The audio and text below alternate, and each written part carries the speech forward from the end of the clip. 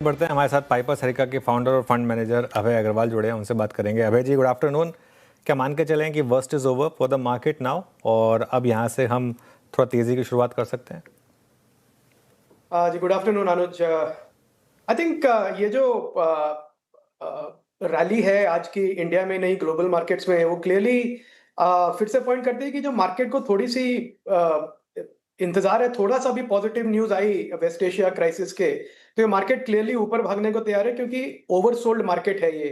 काफी इसमें bearishness worries जो अभी के प्राइसेस में भी हम देख रहे हैं, मुझे नहीं लगता कि ये कोई टॉप बना है। ये एक्सपेक्टेशन है जो अभी भी रैली चल रही है, वो इस एक्सपेक्टेशन में है कि पॉजिटिव न्यूज आएगी। और अगर पॉजिटिव न्यूज जल्दी आ गई तो आई थिंक यहाँ से हम काफी शार्प स्पाइक देख सकते हैं across asset classes including precious metals. और एक करेक्शन भी देखेंगे ऑयल में, और ये जैसे जैसे ये सब प्ले आउट होगा तो आप वापस में एक वर्चुअस साइकिल वाली रैली बनती जाएगी। सो मुझे लगता है कि इन्वेस्टर्स को प्रॉपरली एलोकेटेड रहना चाहिए। इस रैली में सेल करके कोई मतलब नहीं है, क्योंकि थोड़ी सी और पॉजिटिव न्यूज आई तो क्लियरली 5 से 10% का अपसाइड यहाँ पे देखने को मिल सकता है अनुज। 5 से 10% का अपस्विंग देखने को मिल सकता है। अभय जी नमस्कार, वीरेंद्र बोल रहा हूँ। क्या इस रैली को भी, जैसे कि आज टेक्निकली अगर आप देखें वो तो विजिबल था और लाजमी था कि बैंक्स भागेंगे, आप किसे चेज करेंगे सर? दोनों चीज़ें हैं चेज करने लायक, प्राइवेट बैंक्स, पीएसयूज, ज़्यादा कहाँ पोटेंशियल देखते हैं आप?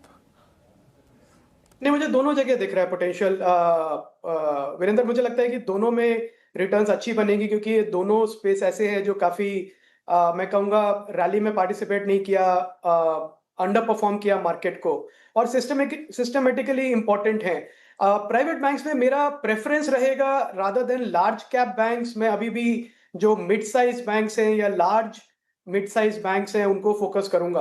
और पब्लिक सेक्टर में मैं ज्यादा प्रायोरिटाइज करूंगा लार्ज बैंक्स को, क्योंकि वहां पे स्केल ज्यादा अच्छी है। तो मेरे बाय रिकमेंडेशन नहीं है, पर मुझे लगता है पब्लिक मार्केट्स में, पब्लिक सेक्टर बैंक्स में एसबीआई जैसा जो बैंक है वो एक अकेला काफी है एक प्रॉक्सी के लिए पीएसयू में। तो मुझे लगता है दोनों पीएसयू और प्राइवेट दोनों में अच्छी अपॉर्चुनिटी है इन्वेस्टर्स के लिए। ओके, पीएसयू और प्राइवेट दोनों में अपॉर्चुनिटीज नजर आ रही है, दोनों पर ध्यान दें। अभय जी गुड आफ्टरनून। ये ऑटो और रियल्टी पैक में भी अच्छी स्ट्रेंथ है। आज के सेशन में रेट सेंसिटिव स्पेसेस में तेजी देख रहे हैं हम। आयशर मोटर्स के नतीजे आए, मैनेजमेंट की कमेंट्री ने तो एकदम जान फूंक दी, भाग गया स्टॉक। आपका झुकाव किस तरफ है? अगर ऑटो और रियल्टी को मैं कंपेयर करने बोलूं तो फिर क्या चुनेंगे आप? नहीं, मैं डेफिनेटली ऑटो को पिक करूंगा श्रेया, बिकॉज मुझे लगता है कि सारे ऑटो कंपनीज की कमेंट्री ओवरऑल पॉजिटिव रहेगी, क्योंकि पिछले क्वार्टर में जब एनालिस्ट का एक्सपेक्टेशन था कि because of West Asia crisis demand कम होगी, जो हम देख रहे थे डीलर लेवल पे, रिटेल लेवल पे ऐसा कुछ भी नहीं था। डिमांड अच्छी थी, कोई प्राइसिंग प्रेशर भी नहीं था इतना ज्यादा, कोई हेवी डिस्काउंटिंग नहीं थी, इन्वेंट्री लेवल्स भी लीन थे। तो मुझे लगता है कि अगर ये डिमांड सस्टेन करेगी करंट क्वार्टर में, जो लग रहा है कि करेगी, तो डेफिनेटली जो लार्ज प्लेयर्स हैं, two wheeler, four wheeler, commercial vehicle को छोड़ देते हैं अभी के लिए क्योंकि उसमें थोड़ा स्ट्रगल रहेगा, पर पैसेंजर व्हीकल्स, फोर व्हीलर और टू व्हीलर में डेफिनेटली एक बहुत अच्छी अपॉर्चुनिटी है। जो भी हमने करेक्शन देखा स्टॉक प्राइसेस में, मुझे लगता है कि जैसे जैसे मार्केट का कॉन्फिडेंस आएगा कि डिमांड है, डिमांड कहीं गई नहीं है, उसका पूरा फायदा मिलेगा। ऑटो कंपोनेंट्स में कहूंगा, ऑटो कंपोनेंट्स, ऑटो एंसिलरी की बात नहीं कर रहा हूँ, कंपोनेंट्स जो इलेक्ट्रॉनिक आइटम्स हैं या बैटरीज हैं, डिस्प्ले पैनल्स हैं, उनके भी मुझे लगता है काफी अच्छे रिजल्ट्स आएंगे, क्योंकि उनका एक्सपोर्ट्स का परफॉर्मेंस भी लास्ट क्वार्टर में काफी अच्छा था। तो auto companies, two wheeler, four wheeler plus auto components, मुझे लगता है एक अच्छा स्पेस है। रियल्टी पे मेरा थोड़ा अभी भी कॉशन है। मुझे लगता है ये एक बहुत हाई टिकट साइज सेगमेंट है जिसमें काफी सारे मूविंग पार्ट्स हैं डिमांड ड्राइव करने के लिए। तो इस पे मैं थोड़ा कॉशियस रहूंगा। एक क्वार्टर में भी आई थिंक बेटर रहेगा वेट करना रियल्टी के लिए। ओके, रियल्टी में थोड़ा सा शायद वेट करना बेटर रहेगा। अच्छा अभय जी, ये मार्केट ने एक मैसेज दे दिया था, तेल सेंसिटिव स्टॉक्स जो हैं, चाहे ऑयल मार्केटिंग कंपनीज हों, इंटरग्लो, पीडिलाइट, एशियन पेंट्स, इन्होंने गिरना बंद कर दिया था पिछले 2 हफ्ते से, जबकि तेल ऊपर था। क्या इन स्टॉक्स में अभी मौके हैं यहाँ पर? जी अनुज, मुझे लगता है कि ये मार्केट थोड़ा ओवर सेंसिटिव हो जाता है रॉ मटेरियल प्राइसेस को लेके, क्रूड प्राइसेस को लेके। लोगों का ये एस्टिमेशन होने लगता है कि एक ऑयल डेरिवेटिव जो इनका रॉ मटेरियल है सबसे ज्यादा इंपॉर्टेंट, सिर्फ उसके बढ़ने से इनके नंबर्स खराब हो जाएंगे। शॉर्ट टर्म में हो सकता है हो, पर ये फ्रेंचाइजेज जिनका नाम आपने लिया अनुज, इतने स्ट्रॉन्ग फ्रेंचाइजेज हैं कि इनके पास मल्टीपल लीवर्स हैं अपना मार्जिन प्रोटेक्ट करने के लिए। और एक राइजिंग डिमांड एनवायरनमेंट में इंडिगो की आप बात करें, मतलब पूरा देश ट्रैवल करने में जुटा हुआ है। और होम इम्प्रूवमेंट की बात करें तो उसमें सब चाहते हैं कि होम इम्प्रूवमेंट पे स्पेंड करें। तो मुझे लगता है इन कंपनीज का सिर्फ एक छोटा फैक्टर या एक मिड साइज फैक्टर है ऑयल प्राइसेस का ऊपर जाना। पर as long as demand environment robust है तो ये लोग थोड़ा प्रोडक्ट साइज पे ट्विक करके, कॉस्ट कम करके थोड़ा मार्जिन प्रोटेक्ट कर सकते हैं। तो मुझे लगता है कि जो ऑयल प्राइसेस अब अंडर कंट्रोल आ रहे हैं और स्पाइक नहीं हो रहे हैं, तो उससे इनको एक और बूस्ट मिलेगा कि एक राइजिंग डिमांड एनवायरनमेंट में आपका मार्जिन सस्टेन हो रहा है और शायद और बढ़ेगा। तो डेफिनेटली ये पॉजिटिव सिग्नल जो मार्केट ने दिया, मुझे लगता है was more to do with a positive demand environment rather than only crude prices. Okay. अच्छा अभय जी, पोस्ट अर्निंग्स या फिर पिछले एक महीने में कुछ मैनेजमेंट से अगर आप बातचीत करी हो आपने और अपने पीएमएस में कुछ ऐड किया हो तो प्लीज़ विद डिस्क्लेमर आप बता सकते हैं यहाँ पर।